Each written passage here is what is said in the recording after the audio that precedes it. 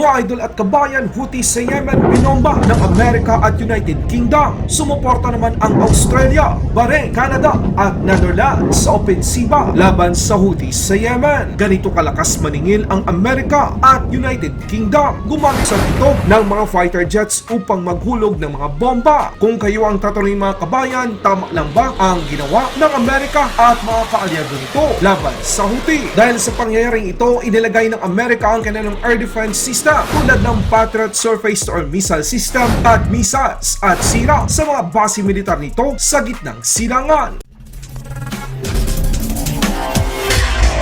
President Biden nagbigay ng direktiba sa militar ng Amerika na maglunsad ng pag-atake sa Yemen. Ito ay upang wasakin ang mga infrastruktura at base militar na ginagamit ng Houthi na nakakasira sa kalayaan sa paglalayag sa Red Sea na isa sa napakahalagang daluyang pangkomersyal sa mundo. Hindi nag-iisa ang Amerika mga kabayan, kasama nito ang United Kingdom at sumusuporta naman ang mga bansa tulad ng Australia, Bahrain, Canada at Netherlands sa opensiba laban sa Houthi sa Yemen. Ito na yung sinasabi natin mga kabayan na darating ang araw na magbabayad ang Houthi at ito na ang araw na iyon. Dagdag pa dito, inilahad ng US Central Command na tinarget ng Allied Forces ang mga radar system, air defense system, storage facility, lugar kung saan inilulunsad ng Houthi ang kanilang one-way attack unmanned aerial system, cruise missiles at ballistic missiles. Kita sa isang actual na video na ang USS Dwight Eisenhower, CVN-69,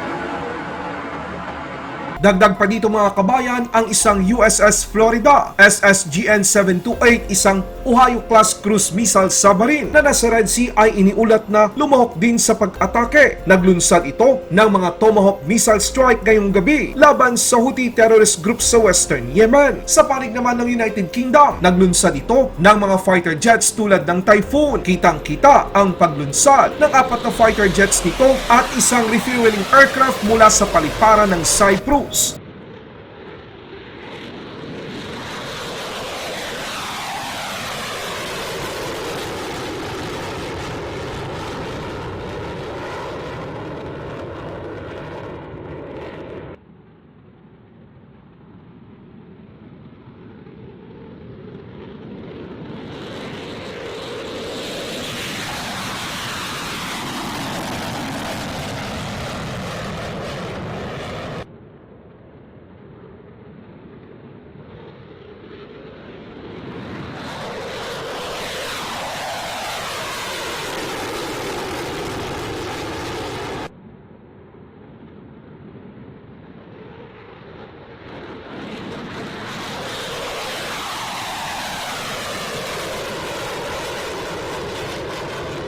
Pagdating sa target, ipinakita ng United Kingdom gamit ang mga Typhoon fighter jets ang ginawa nilang pag-airstrike sa mga Houthi sa Yemen.